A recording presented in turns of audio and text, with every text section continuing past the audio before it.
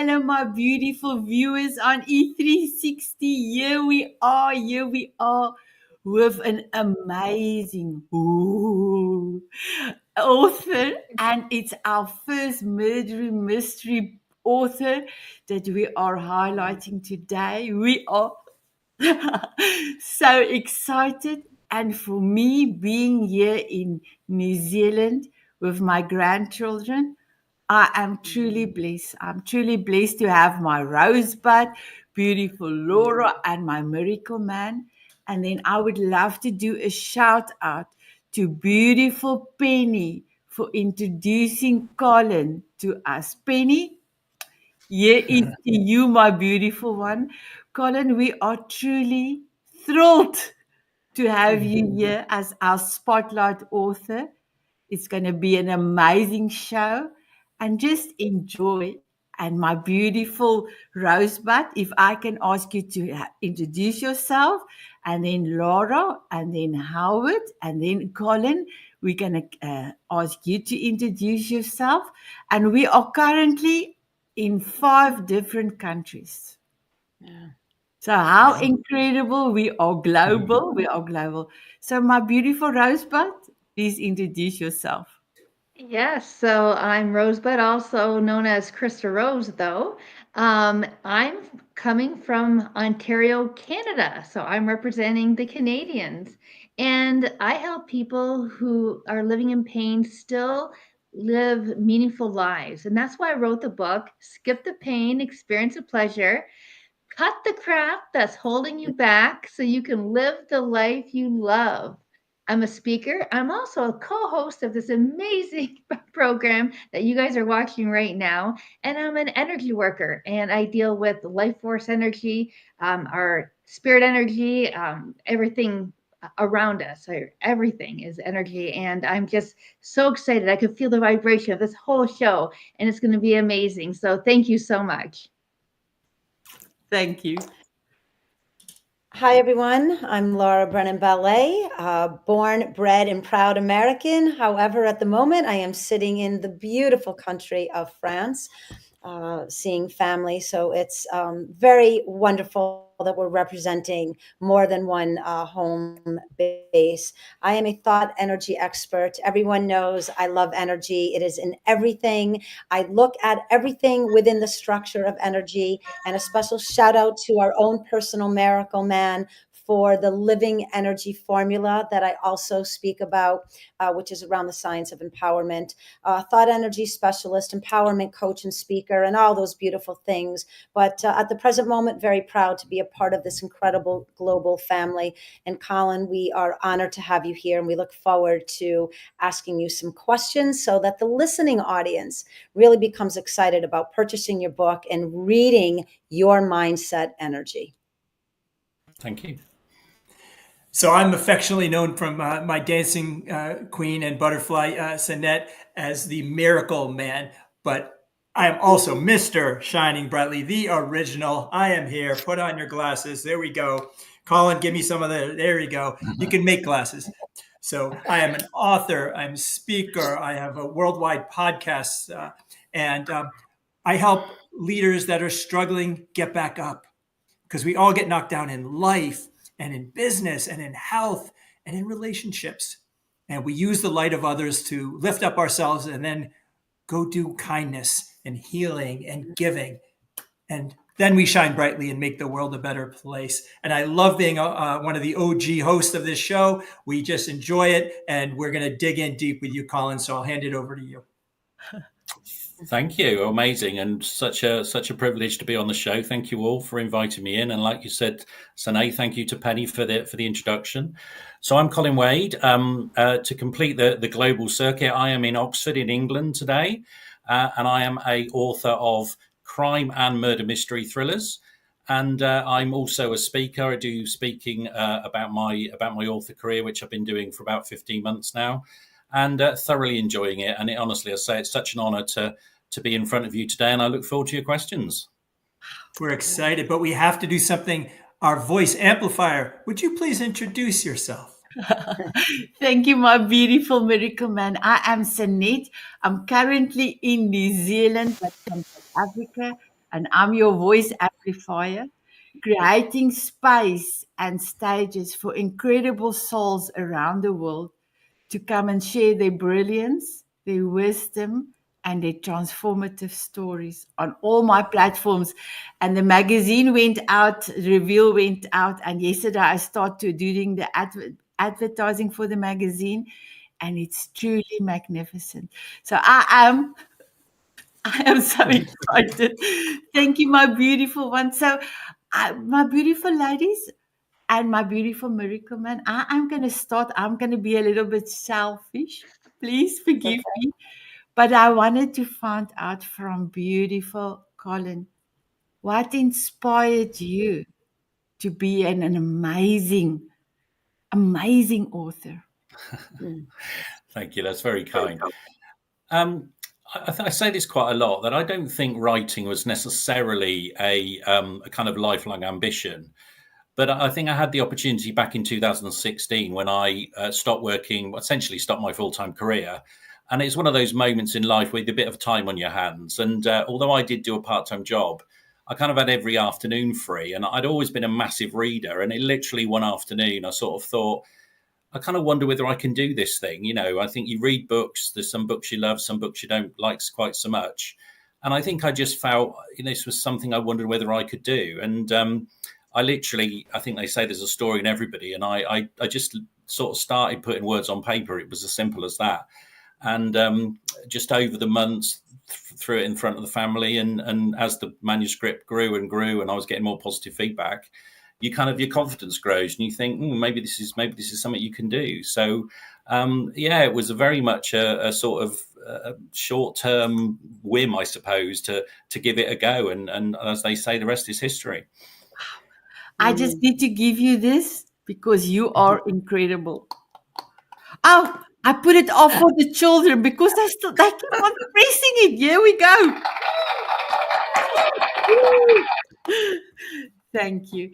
So, my beautiful Colin, we will go around and we will be asking the questions. Thank you, my rosebud. So, Colin, I really enjoyed reading this. And, it was interesting because I got so much into the story, I forgot there's an author behind it. It seems so real. So then coming on today, after having some of my questions, realizing I'm going to be able to speak with the author, kind of get that behind the scenes questions that I now have after reading it. So one of the things that I know in my life that kind of directs me is my mindset. So depending on what I'm focusing on. So where was your mindset while we were actually writing the book, while you're in the book, while you're doing, because it's a murder mystery? Where did your mindset go, and how did you create that type of mindset, that type of environment? I think there's a number of things. I always say that I've always got a pretty good idea of how the whole book is going to be. I've got the structure of the story, the characters are basically there. But I think that one of the things with this book in particular that I think really put me, as you say, into the mindset was the location. And murder mysteries, this is the third murder mystery one I've written. But this one in particular, my wife and I went to a hotel in the Cotswolds in England. And first time we'd ever been there. And literally I was driving up the driveway and it's sort of twisty-turny and there was sort of fields on the right and there was a lovely lake and everything else. And as we hit the crest of the hill and I saw the facade of the manor house, the story that was kind of in my head absolutely came to life. And so I think that really helped me. So, back to your question, when you're in the mindset that you are in that place and you are essentially describing the story. So what I was really doing was putting fictional characters into a real hotel location. And if you read the book, if you went to this hotel, you would actually see you could pretty much walk the book because it's pretty much described as the hotel and the grounds are laid out. And it inspired me to, without giving too much away, like where's the body going to be put, or where is one of the bodies going to be put? And it was just little things like that, as I said, for this particular book, put me entirely in the mindset. But I think the other thing I'd also say, and so now you asked me sort of about kind of what inspires you, what influences you. I've always been a massive Agatha Christie fan. And so when I first wrote my first murder mystery, that was very much me asking myself, can I write something like Agatha? Obviously, I wrote in the modern day, so it's not, the kind of period of time that she writes. But that also inspired me. So I think the mindset of, trying to write a kind of classic whodunit that Agatha Christie is so famous for, alongside the location that, as I say, was entirely real for me, was very much where I was at during the writing. Wow, that's fantastic. And you actually stole one of my questions, was this a real place? So, that having that information now even makes it more, I don't know, spooky. It's like, now I gotta go to that place. It makes it more real. So thank you for sharing that with us. Thank you. So I told you we all steal each other's questions, Colin. Yeah. And so I'm moving off into the branches, right, of the main tree of where our like-mindedness goes. And I have so many things I want to ask you, but I'm going to move away from kind of the flow of the question. I'm going to go into what I love to do is thought energy and empowerment. And I'm not going to give anything away, but you have a main character in the book. We'll just say she's a woman. And right at the beginning of the book, there's a line in the book that for some reason really settled in when I was thinking about you writing. And the line is, "Let me decide what is relevant," when this person is interviewing a couple of people.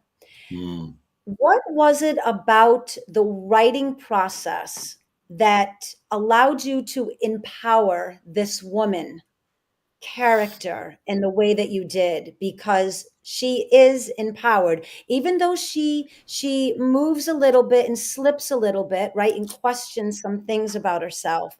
There's something about her that always stays on top of her position of what she's trying to accomplish. So can you maybe give us a little insight to this main character without maybe giving it away, but just kind of the writer's perspective? I think you know where I'm going with this. So I do. And I think, again, there's probably a couple of things to say about that. I think one of the things that I decided to do pretty much from book one is to make the majority of my protagonists female, because I think women are very much underrepresented, particularly in crime fiction.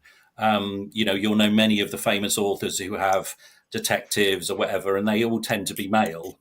And I kind of felt that was something that I wanted to do. But I say this quite a lot. I think it's inspired a little bit by the fact that I worked for the police service in the UK for about 13 years. I wasn't a police officer, I was a civilian. But the one thing that that happened, certainly in the early years of working for the police, was that the chief constable was a female, and I was incredibly inspired by her and some of the struggles that she'd been through to get to where she wanted to be. And I just thought she was such an incredible individual. And there were others as well. There were other officers at senior rank who, told me stories that actually were quite horrific about some of the kind of hurdles that they had to get through. And so I think kind of subconsciously that sort of stayed with me.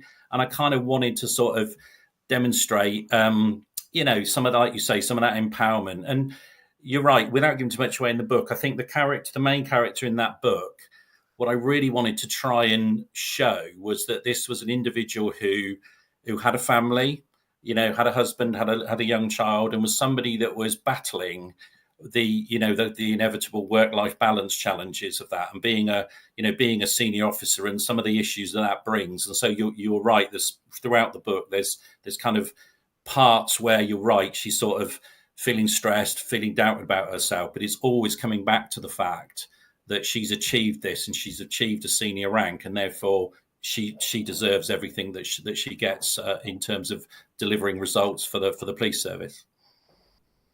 What a beautiful answer. That's why I love that. That let me decide what is relevant.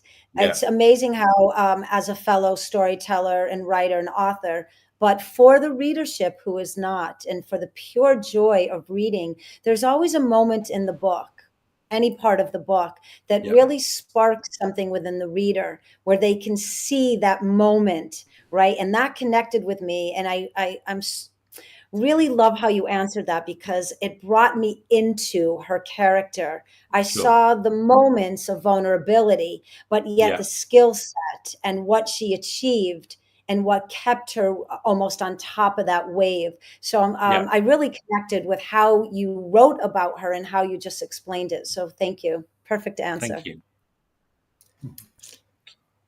I wrote down female leads and sheroes and all that. So you stole my question, Laura, but it's all right. Sorry. We do that all the time. So it's a beautiful thing.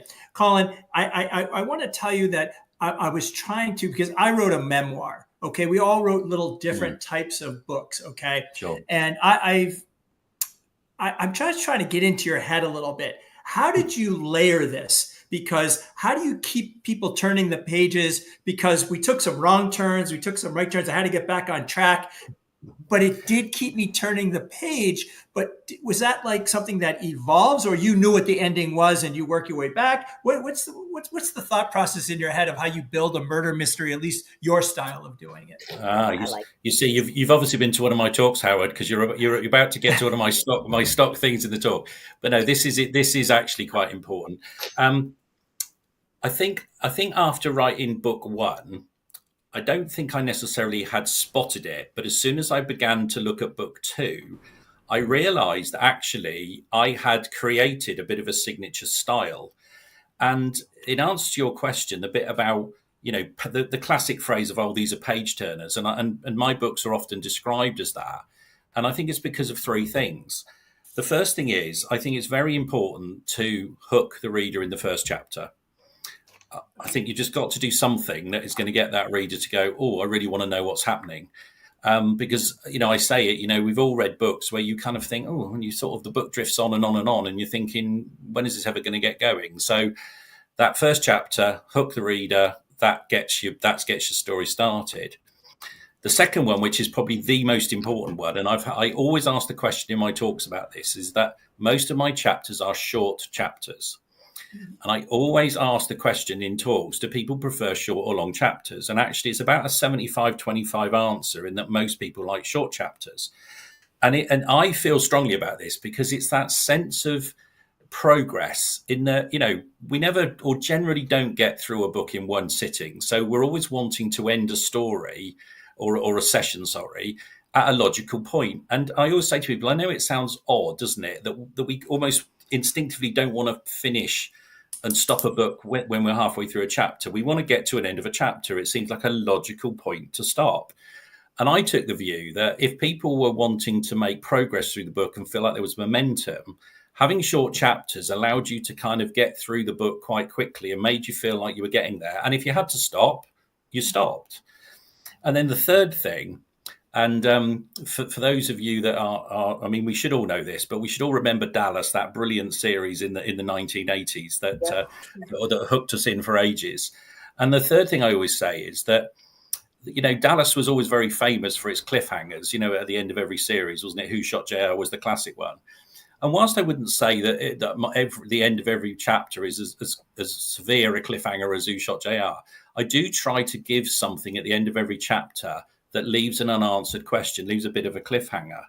And so with those three things together, people are feeding back and saying, yeah, it really works, because it's you're leaving something open that people want to then go and read more about. And because the chapters are short, you can get through it pretty quickly. So that's been my signature style, I think, that has now become very much evident in every book that I've written.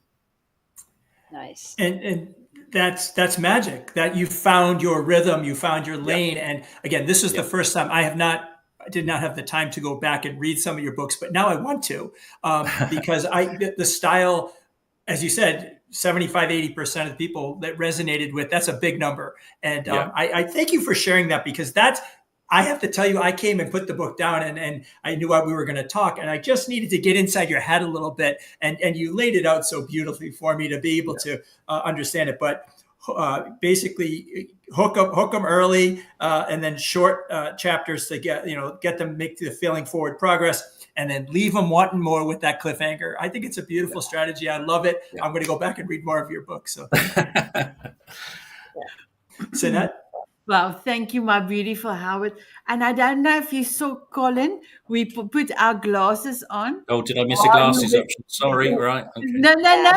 While you were talking to showcase you, that you have moved us, while you were talking about empowering females. So thank you so much for that. So not necessarily for you to put it on while you're talking, it's just for us to showcase how incredible you gave me goosebumps.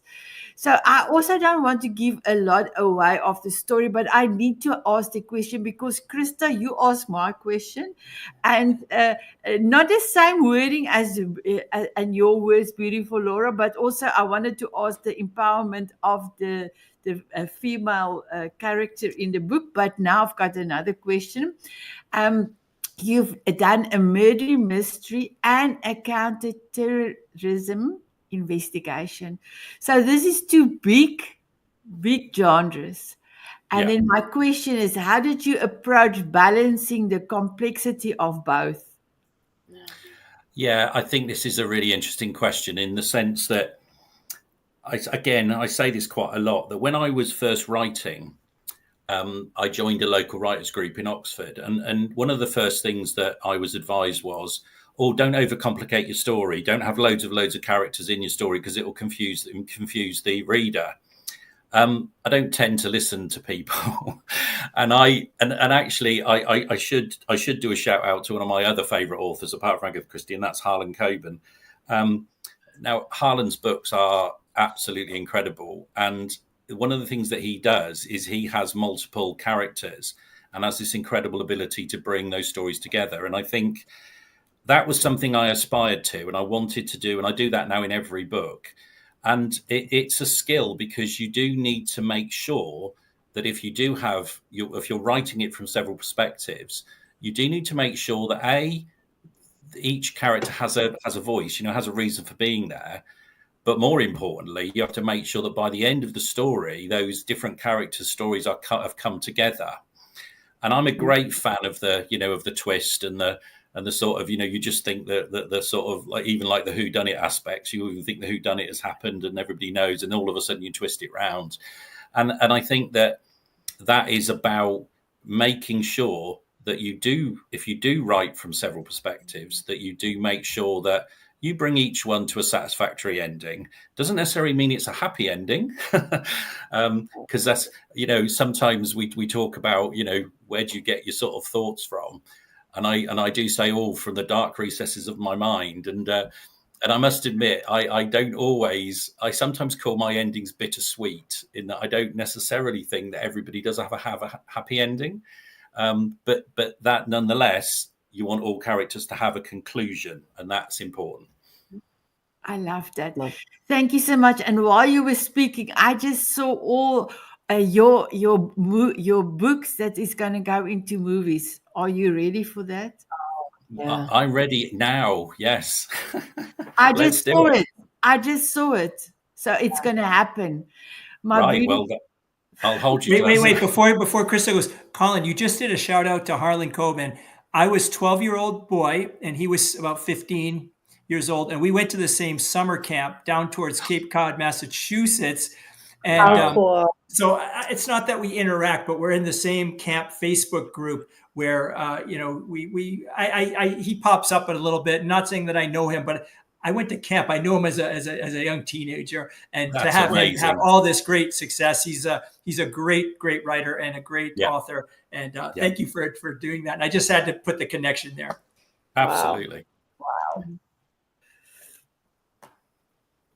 So, first of all, I want to make sure everyone's kind of frozen. Can everyone see me? Oh, she just got cut out. There she goes. This is live TV, so we're up to Laura. Yep. All right, I'm going to go for it. Okay, I have too many questions. I can't figure out which one that I want to ask. So I'll do a fairly simple one at the moment. Mm. Are any of the characters based on anyone that you personally know? And if they are, do they know that it's like off of them? Yeah, I get asked this. I get asked this question a lot. Um, Yes. the truth is, the answer is no. There is no one character that is based on an individual. However, what I say, and I mentioned, I mentioned the lady that, as I said, I work for at the police, and I think that what I would say is, whilst there's not an individual character translated into a character in my book, some of the characteristics that Yes. inevitably you've experienced with these people, I think, are in characters in the book. So, for example, in the murder mystery novels, you tend to have a police team, a detective team of some description. And I always say this: I say that whilst you're not talking about individuals, you are talking about the characteristics, and I mean things like, policing is a pretty horrible job. They have to put up with a lot of very horrible things day in, day out. And yet when you're with, operational policing teams, it's incredible to see the camaraderie that comes out of that, and some of the banter and the humor that is just within those people when they're dealing with some really quite horrible things a lot of the time.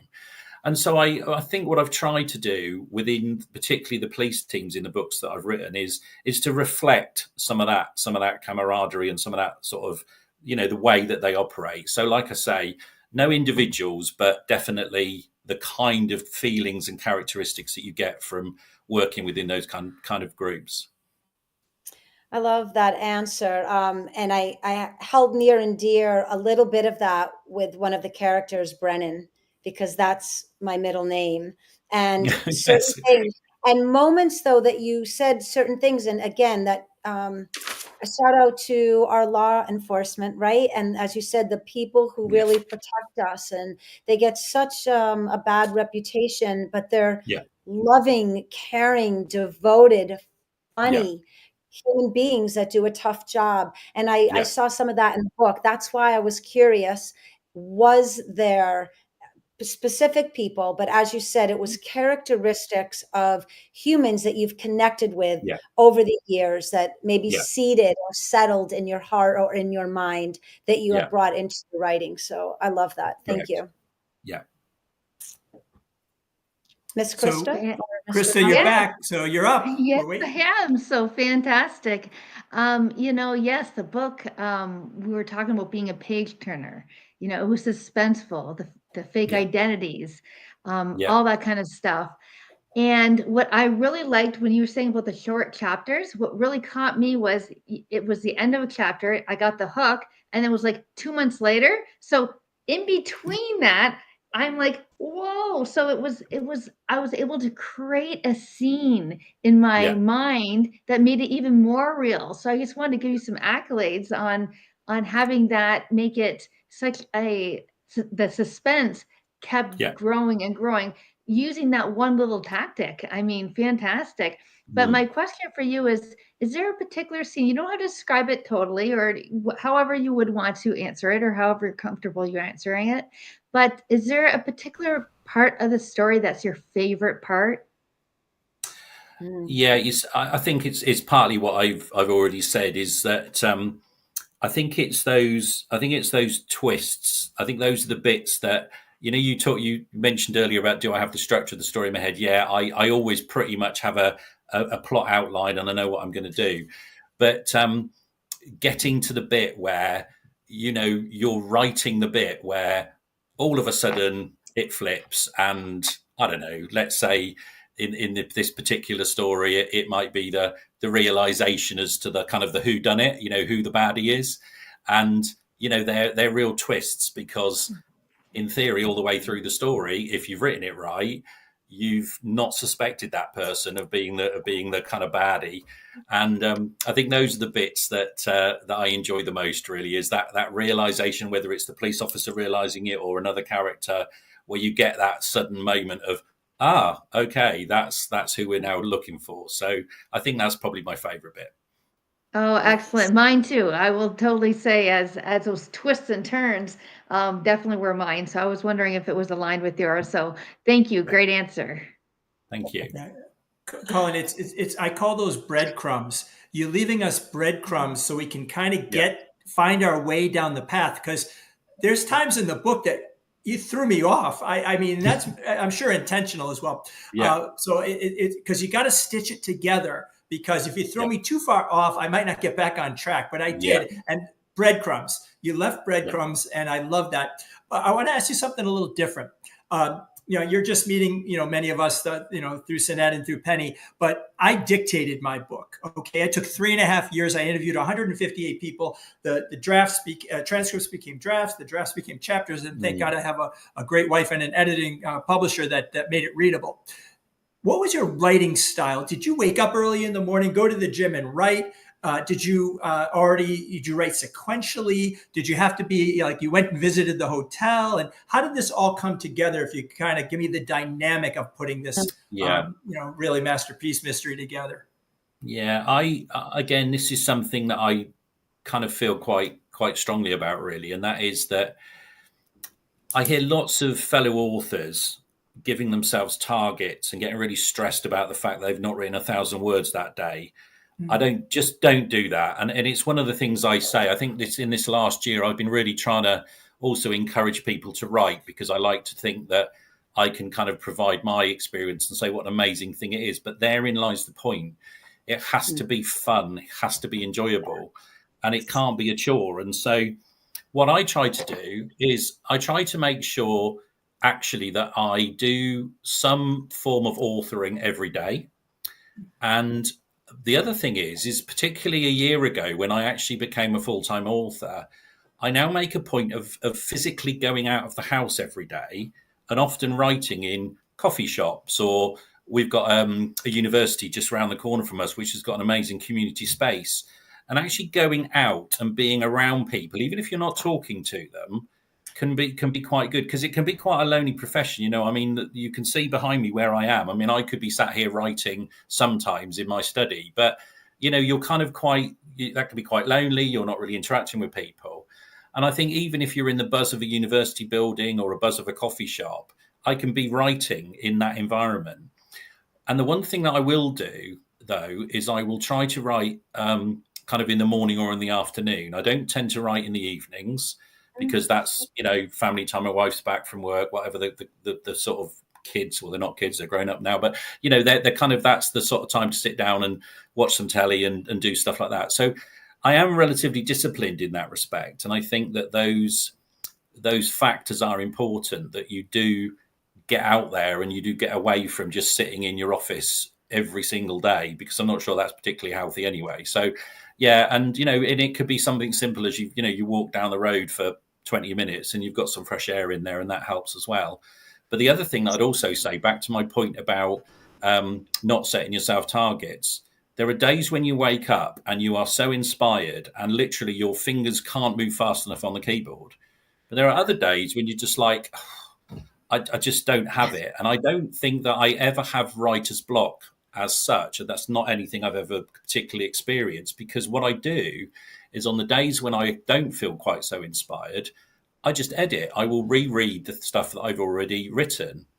And I do write sequentially. I must admit, I don't understand people who write books in weird orders. That I think that's just me and the way that I approach it. So if I get a bit stuck, I'll go back and I'll read what I've already read and just do a little bit of editing. And that's how I keep the momentum. Thank you for sharing your style. Everyone has their own style, but I appreciate the insights as to do that. And it happens. We have a friend named Buddy Thornton that can write 10,000 words in a setting and write a whole book in 2 weeks. That's not for everyone, but so it's helpful to know. I actually dictated my book and we pieced it together sequentially. It became sequential, but I didn't interview sequentially. So the capture, but everyone has their own style, and that was very curious for me to how you did that. And I have to tell you that's a very big talent, because the breadcrumbs of keeping the reader engaged is the most important thing. And you've done that so well now, and you have a formula, and it's just exceptional. And I appreciate it. I want to compliment you on that. Thank you. Well, thank you, my beautiful miracle man. So, my beautiful Colin, I had 8 questions, but I cannot ask any of the questions I had because we actually discussed it. So, I'm going to ask something out of my heart. How does your wife and children feels about their famous dad and husband? Oh, well, they're amazing. I mean, I think literally, I mentioned earlier, I think literally from that first day when I shoved a couple of pages in front of them and went, by the way, guess what I've done? And they were incredibly supportive. And my wife is forever. She works in a coffee shop in the hospital just up the road, and she's forever, telling people about me and giving them my business cards and trying to sell my books, and is so enthusiastic about it. The kids, they're either reading the books or they're promoting it to their workmates, and so they're really brilliant. But that applies to the much wider family group as well. Everybody has been amazing, and a number of them, of course, whether they like it or not, are my alpha readers. They're always the one that get the manuscripts first and get the opportunity to tell me what's good and bad about it. So they've learned that that's their role as well. So that's good. I love it. I love that you've got alpha readers, because people say beta readers, and I thought, okay, like, I have to beat you to read my book. So I love that. I love alpha. I love that. And then I just wanted to say, when I met you the first time, we had our dance, we discussed. We did. Yeah, we found out your superpower and your dreams and everything. And when I say goodbye to you, I went out of Zoom and I ran down to my husband's where he was in the office, because we had our meeting in the morning. Yes. And I ran down to him, and he was on the call. And I was like standing there. And then he said, I'm on the call. And I thought, oh, he just take away all my happiness, because I want to tell him I just met a real life famous author, and it's immersed. You are doing thriller books. And then he took away but then he came to my room, and I said, oh, well, my husband, I met a most famous author, and they're going to make movies out of his books as well. And he said, okay, do I know him now? But you will know him soon. I said, thank you for being. I shall be forever grateful if that's true, Sanet. If that would be amazing. It's going to be true. So I just want to say thank you so much for what you're doing. Please keep on doing it. Your books, your personality, everything, your heart is incredible. My beautiful Christa, if I can go to you. You muted, my girl. Yes. Thank you for pointing that out. But not only was your books, was the detail of every story was different, and how they all intertwined. And I was wondering, was there any experience throughout the book that maybe you personally had, or you personally gone through, or a family member, or based on someone that you went to high school with that you didn't like, or I don't know. Was there anything that you drew from any, experience from that? Yeah, this is again an interesting question. Often my response is, "Gosh, I really hope not," because some of my stories are really quite dark and quite deep, and I think, "Gosh, I really do hope these are not real." However, I think again, this question does come up quite often, and people say what you're inspired by, and the easy answer is you're inspired by everything. And what I mean by that is you can be inspired by somebody you meet. You can be inspired by a place that you've been to. And in this particular book, as I've already said, that was very much relevant. But it can be a conversation that you overhear. It can be a TV show that you watch. And so whilst I'm glad to say that none of my books have actually got my own personal experiences in them, I think you are always picking up ideas, from all of those examples I've given. And I think they do just help you to kind of help you to sort of frame a story. And funnily enough, one of the things that I say in my talks, which works in the UK, and I'm not sure whether it works where you are. I often say that writing is like being on a car journey. And around Oxfordshire in England, we've got a particular road called the A34, which is always blocked, busy, whatever. And so I say to people, writing is like, driving around Oxford. You know where you're going to start, you know where you're going to end, but you get to the A34 and it's blocked again. So you take a diversion. And actually, that is another thing: is you don't necessarily have every single detail of every single element of your story, because you might be out one day and you might meet an interesting person, or you might have an interesting conversation, and you think, oh, actually, I wonder whether I could weave that into the story. And that's one of the diversions that you take. So, it can evolve sometimes, but it's always, for me, against a basic outline plan. Yeah, no, that's fantastic. You can see the plan, but I like that you still were open to letting it evolve and grow its own life, and that's what made it so amazing. So thank you, And of Colin. course, the people who review your books before it gets to print will sometimes say to you, that just doesn't work, that just doesn't make sense. And so often you are like, oh, okay, I need to rethink that, and so that happens as well. Yeah, great. So I'm going to ask a very quick question so we can get to the speed round. All right, so here we go, Colin. Do you think that if you were reading one of your books, you could solve the murder or the mystery? Ooh, that's a good question. Let me answer that in a way that says juicy. That's juicy. I do have lots of people. In fact, I had a lady recently, one of my friends, who keeps messaging me on WhatsApp going, oh, I think I've worked it out. It's so-and-so. And all I'll do is I'll put like a thinking emoji on it or a smiley emoji on it, just to say, maybe. So, I mean, I guess I would hope that I would have sufficient insight. I think when you write, and that's actually an interesting point, actually, is when you write, you are assuming that you are keeping people kind of unsure as to what's going on. But actually, your very question is a good test, because actually, if somebody comes along to you and goes, I was reading your book and I worked out who it was halfway through, then you maybe know that you've not quite structured it right. So I guess I would hope so. I guess I would hope to have some insight into my mind if I was reading my own books. Cool. Great answer. So, Colin, we do something here, and this is sort of my specialty, is that we're going to do a speed round where I'm going to mention a word or two, and then you can comment. They're short comments usually. This is actually this is going to help people, entice them to buy your book. I did it this way because I didn't want to reveal, and I want people to get your book because it's cool. It's a great story. It keeps you kind of wanting to find out and get to the finish line. And so it's good. But you use some words there, and maybe this is just the UK versus the USA. I wrote the first word down, plummy. Plumbing. Plummy. Plummy. It's early in your book. Plummy. Oh, okay.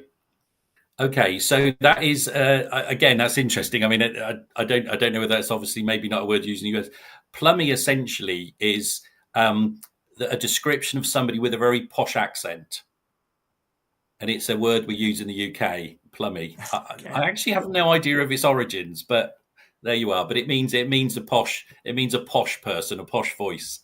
Okay. Well, I appreciate that, because I just not used every day here in America. So, okay. The next word, okay, thud. It's repeated through your book a bunch of times, the word thud. So yes. What were you thinking there? So my thinking there was to start, this is really where the story starts, is that a couple of, essentially a murder is committed, or it appears that a murder is committed in a hotel room, and people in adjoining hotel rooms hear a thud, i.e. a loud noise. And the idea being that they are kind of wondering what that is. And then I think it's the following morning when the whole case really kicks off that they go, oh, I heard that noise. And I suppose, again, I don't know, it's interesting listening to you ask that question, because I guess those are words which in the UK, everybody would kind of use. And yet, if they're words that you don't kind of relate to, that's quite interesting. But yeah, essentially that was about creating the mystery of what was that noise. Oh no, we use thud here in America. Oh, you Thud. do, right? But it Not plummy. not plummy, but it became resonant because that thud was sort of breadcrumbs for me. So I appreciate that. Yeah. So the next one, blood. Well, here we go. I think this is the thing about, particularly in this story, moving from a point where, again, without giving too much of the story away, where the person that discovers the blood actually goes in and at the first point thinks it's red wine.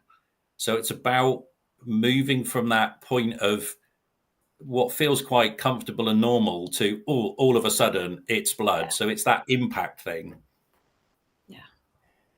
Awesome. And I just, there's a secondary character that you developed so brilliantly. So I'm just going to say the word Eva.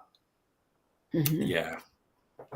Now this is actually something that I this was very early on in the story construction.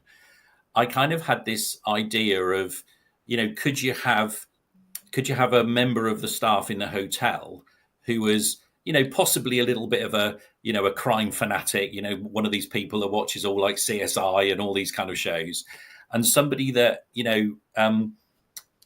was very much in the middle of it, but was in this sort of whole situation of, they were involved and they were scared and they were kind of really, upset by some of the things, but actually their kind of desire to be so involved in the kind of crime aspect of it was almost balancing it out for them. And so they were wanting to help the police and help to contribute. So yeah, she was a character that I kind of dreamt up quite early on. And it was funny because I did speak to some of the members of the staff in a couple of hotels, because actually when I was doing a little bit of research, I did visit a few hotels before I suddenly found the one with the facade and everything else. But I did kind of jokingly look up to a few hotel staff when I was doing some research and said, oh, do you want to be the murderer then? And it was amazing how often people were like, oh yeah, I'd love to do that. And so I think it was also about the fact that there was an energy from people who were like, oh, wouldn't it be great to be in your book? And although they weren't obviously translated, that definitely inspired me to kind of add that hotel character into the mix. I just think it's just cool character development. It was really brilliant. And my last, I have 2 words, and because I'm very intrigued now, because this book is very new. It's just out. And I think it's going to do incredibly well. And I hope we'll propagate it through our whole networks. We're really good about that as well. Thank you. 2 words. What's next for Colin Wade? Oh, well, it's funny you should ask. It's almost like we rehearsed this. No, I've literally just finished the first draft of the manuscript for book 7, which is called The Oxford Mystery. One of the things, again, I always get asked is, why haven't you written the same character in all of your books? Because, hey, we know some incredibly successful authors who've created characters that everybody learns to love, and they write book after book after book.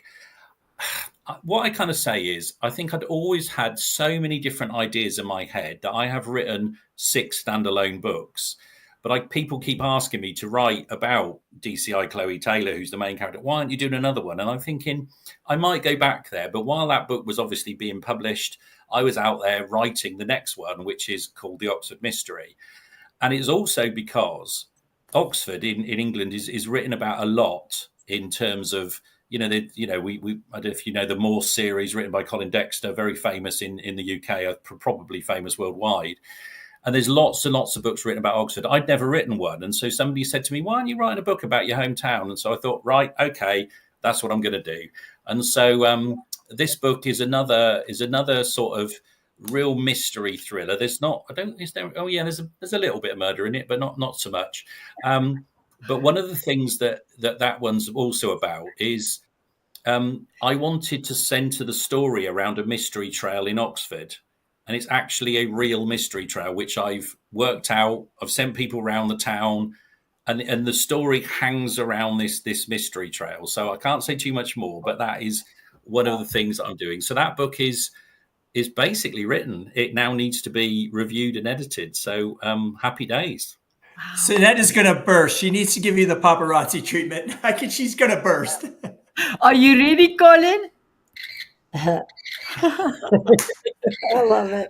Well, you heard it here on the Soul Diamond author journey, okay, from famous author Colin Wade, who wrote Murder at the Manor, and he just gave us the huge reveal on his next book called The Oxford Mystery. You heard it here first. Thank you. Thank you. And I'd love to hand the show back to Sanet. Oh my God, that was brilliant. Thank you. Oh, wow. Thank you. My beautiful Colin, how are you feeling? Oh, I'm empowered.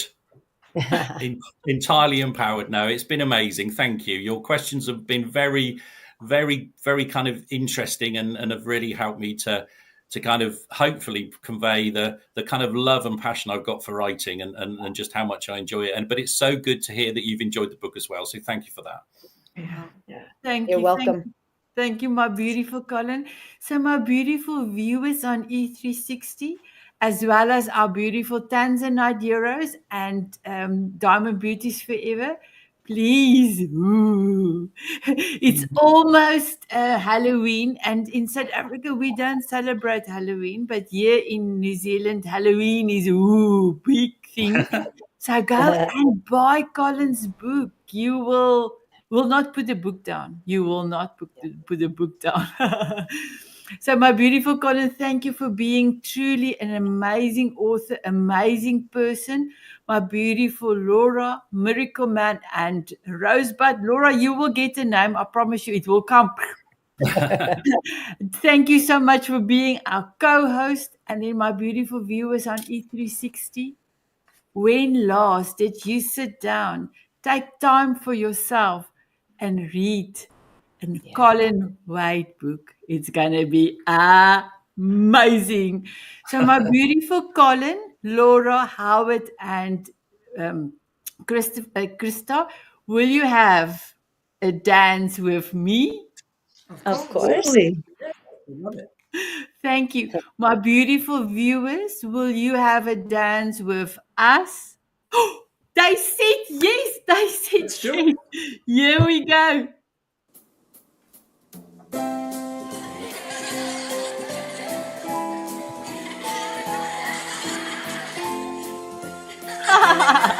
Colin. I love it. I'm going to take a photo. Oh, I better put my glasses back on. Okay, please put it on your. Sunshine on, dancing Thank in the you. rain. Sprinkle me with fairy dust so I can fly away. Smiling at a moonbeam or squinting in the sun. Sprinkle me with fairy dust and cover me with love. Bye-bye, everyone. Bye, everyone. Bye, everyone.